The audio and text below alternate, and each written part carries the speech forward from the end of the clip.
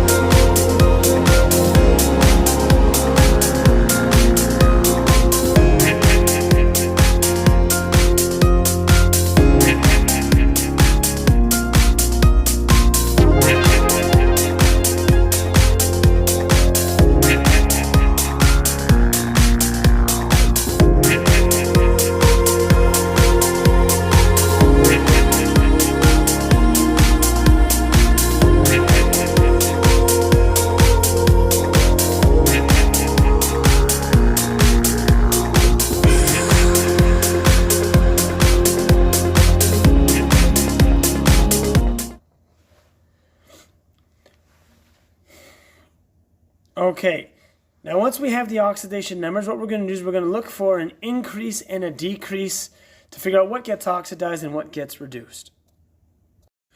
And remember, when we do this, we're looking at the singles, right? Not the totals. We don't want the numbers in brackets. We want the numbers outside the brackets. Okay, so in blue here, we got an increase of 0 to positive 2 for the zinc, which is an oxidation half reaction. And then the nitrogen in nitric acid goes from +5 to -3. So that's a -8 reduction. And so what we do is we're going to get a lowest common multiple to make the increase, the +2, equal the decrease, -8, or at least in magnitude. So in this case, the LCM is going to be 8. Which means what we're going to do is we're going to leave the -8 alone, but we're going to multiply this by 4. And then now we have +8. So we got magnitudes of the increase and decrease that are the same, so +8 and -8. And what we're also going to do is that multiplier over here, not the multiple, not the 8, but the 4, the number that I used to make the lowest common multiple, we're going to take that 4 and place it as a coefficient in front of everything that is experiencing that oxidation. So that would be namely, that'd be namely the zincs on each side. And then we're going to rewrite this reaction before we begin the other balancing part. So I've rewritten my reaction here. I got 4s in front of the zincs. What we're going to do next is balance the non-hydrogen and non-oxygen atoms. So our zincs are balanced. They each got 4. And when I count the nitrogens on each side, I got 1 nitrogen, and I'll write that in red, on the reacted side. But then I have 4 times 2 for this nitrogen over here, which is 8 nitrogens. And then I have +2, that's 10. So what I'm going to do is I'm going to place a 10 in front of here so that I now have 10 nitrogens on each side.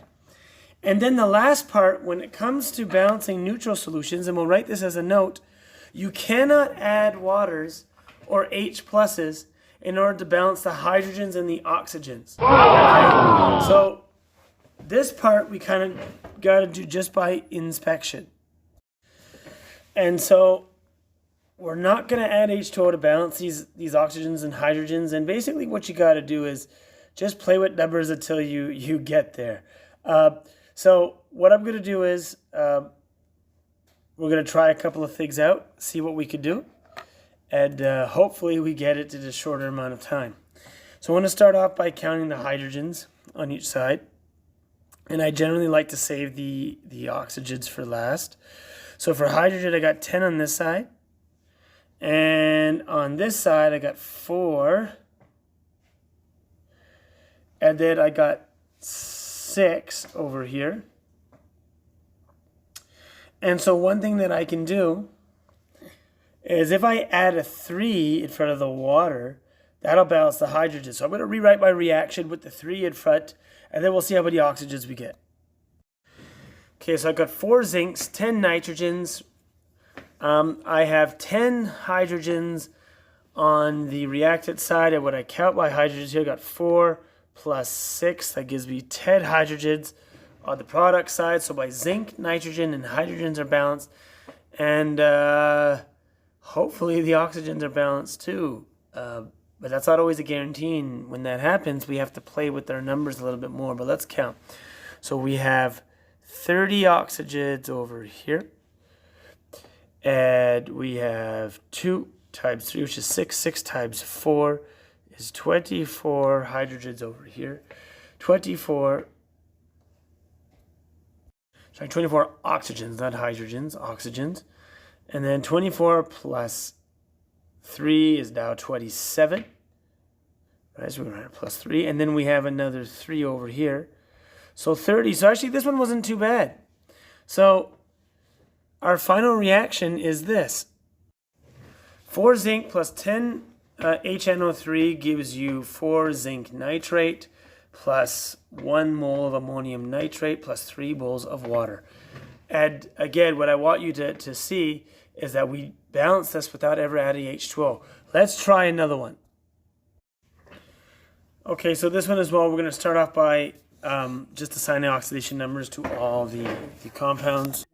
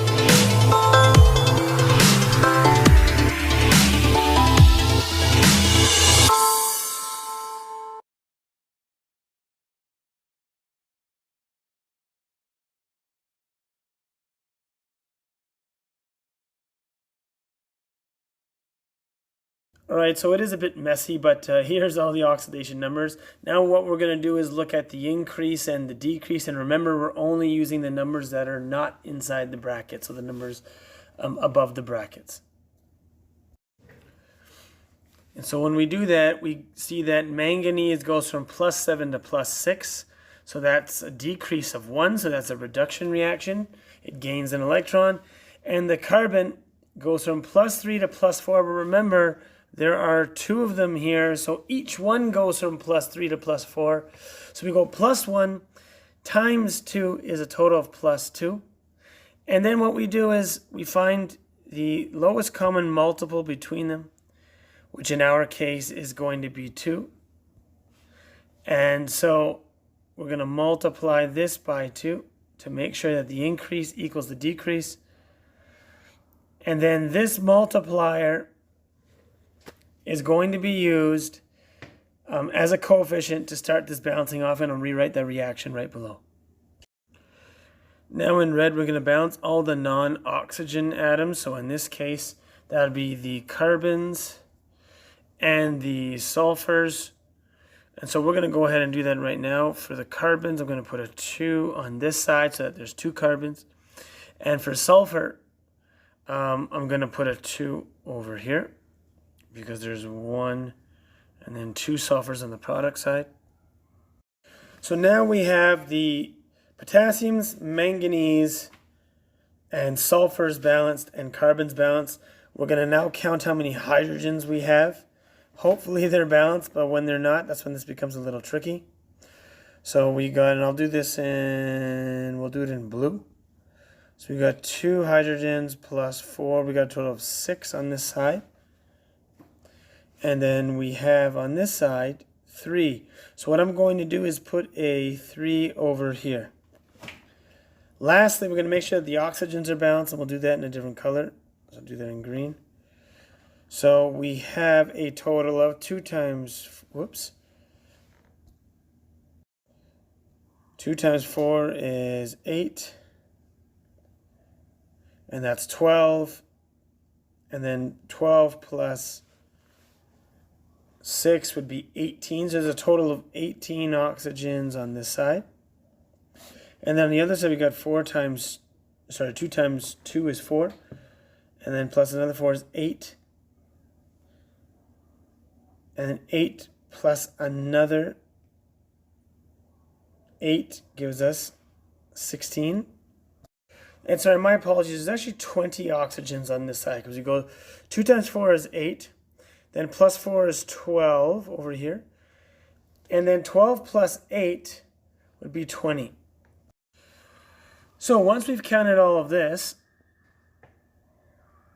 we see that we have the same number of you could say hydrogens on each side, but the oxygen, so this total oxygen has 19. And so that's a problem. We can't add waters to fix it. The other thing I want to draw your attention towards is that the sulfurs are not the same as well. We have 3 on this side and we have 2 on this side.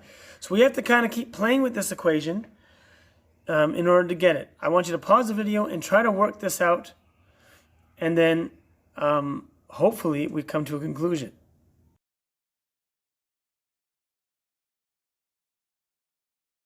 Okay, so that was interesting to say the least. I had to fight with it for a couple of minutes here.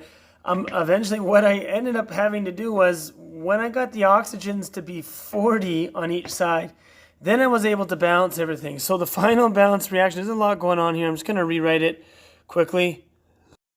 So finally I got 2KMnO4, whoops, I forgot the K. Let me put the K in there. 2KMnO4 plus 5H2C2O4 plus 3H2SO4 gives me 10CO2 plus K2SO4 plus 2MnSO4 plus 8H2O. And that is the final balanced reaction. Honestly, the only way to kind of get good at these is to just practice. I'll include a worksheet and you try your best, and I'll help you as best as I can. And that'll be all for now, for this week. Next week, we'll start something called spontaneity. Salam alaikum.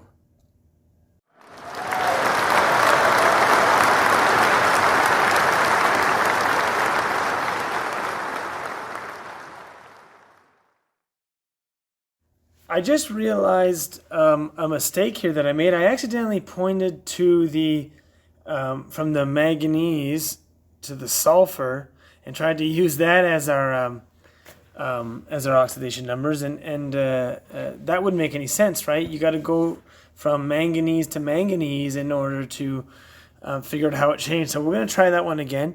I'm going to go from +7 to +2. And that'll be a reduction of 5. So I got there from there to there. And then for carbon as well, yeah, we're going to go from +3 to +4. So that's an oxidation of +1. But the thing is, there is 2 of them. So we're going to go to +2. And what we're going to do is we're going to use these coefficients, these multipliers. Well, we've got to find a common multiple between them first, actually. And so the common multiple between 2 and 5 is 10. So what I'm going to do is, we'll do it in opposite colors. I'm going to multiply this by 2, and that'll give me negative 10. And then I'm going to multiply the 2 by 5 to give me positive 10. And then we're going to take those multipliers and we're going to add them as coefficients. And I'll do that right below. I'm going to rewrite this reaction and then add them as coefficients. And so I'm going to take that 2 and I'm going to put it in front of the KMnO4 because it's the KMnO4, or the manganese, that is specifically going through the change. So we'll do KMnO4, and then on the other side, we've already got a 2 over here. And then in front of our H2C2O4 to CO2, we're going to put a 5 in front because we use the 5 as a multiplier. And so I'm going to go in the front here and put a 5. I'll put 5 and 5. Now, the next part that we do, we're going to balance the all the non-hydrogen and oxygen atoms. And so what I have right now, if I look on this side, I got 5 times 2 carbons. It's actually 10. So I'm going to change that 5 in front of the CO2 to a 10. And then with regards to my my SO4, so my S, I should say. Now you can look at this in two ways. You can look at it as SO4s or just S. I have 3 S's on the product side and 1 S on the reactant side. So what I'm going to do temporarily is put a 3. And then that'll essentially give me everything except for oxygens and hydrogens to balance. And this is where, there's no real process for this. We're just going to try it out. So sorry about the mistake. Go ahead, pause the video, and try and solve this one now.